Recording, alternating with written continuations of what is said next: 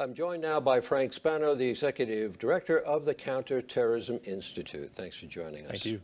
The latest information we have is that between the two devices, one of the devices had black powder, and they said that some of the residue came from tannerite.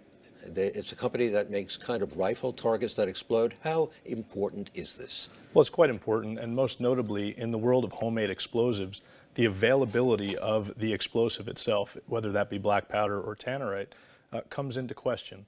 In this case, both of those are available at hardware stores, Walmart, and are entirely unregulated. Now, one of the devices that the NYPD removed, actually, they said it looked like a pressure cooker, and it also had like a cell phone device attached to it. That's correct. Now, how similar is that to what happened at the Boston Marathon and what the Tsarnaev brothers planted there? While the detonation device was potentially different, it's very similar as far as construction.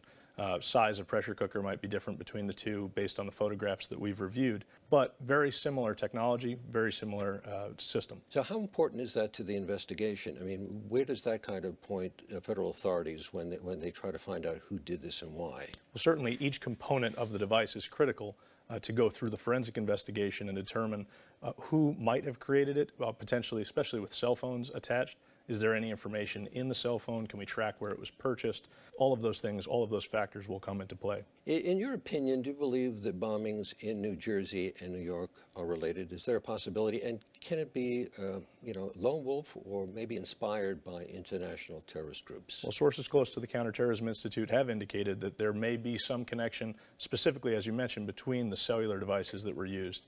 Typically, when cell phones are used in explosives, they're used for command detonation. That being, we call, the cell phone rings, it detonates. In this case, they believe that it might have been used as a timer, much the same way that an old bomb would have had a clock, an actual clock face. So that will be critical in determining the connection between the two. It's certainly theoretically possible that it could have been the same individual or individuals and clearly inspired by international terrorism, even if it was a domestic attack. Now, are these explosions, one at a 5K race for Marine families, the other, on a sunny day in Manhattan, where a lot of tourists and people go on a nice day? Is this the new norm? Can we expect more of these things to be happening? Well, that's the sad reality. When we look back, having just had the 15th anniversary of 9/11, we can see that in 2001, there were less than 400 attacks, not including military action, terrorist attacks throughout the world. We're trending at about 15,000 attacks per year today. That's stunning. It's a time to wake up. It's time for us to realize that it's going to take a two-part strategy. Focus on the terrorists that exist now, but more importantly, focus on the radical ideology that underpins their involvement, their activity. Figure out how to address that back in the home communities, abroad and here in our own backyards. You talked about radical ideology, and I'm reminded how Osama bin Laden, when he was around, he actually got a lot of his followers through social media. Definitely. Now, how does that play into this? It's an enormously powerful tool for both sides, for good and for bad. Remembering that our enemy, the terrorists, believe themselves to be good. They believe what they are advancing is the right and noble path.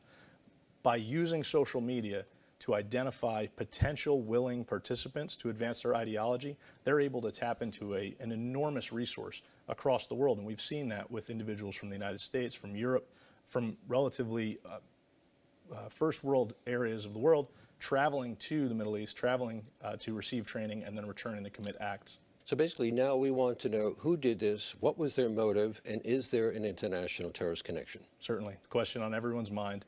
And I believe that as the information comes out, not only from Quantico for the actual device forensics, but also the investigation on the street. We are very fortunate to have the FBI and the NYPD, two of the greatest law enforcement agencies on earth, and they will be a vital part in resolving this issue. Frank Spano, Director of the Counterterrorism Institute, thank you for joining us here on Fox 1 News. Thank you very much. Appreciate it.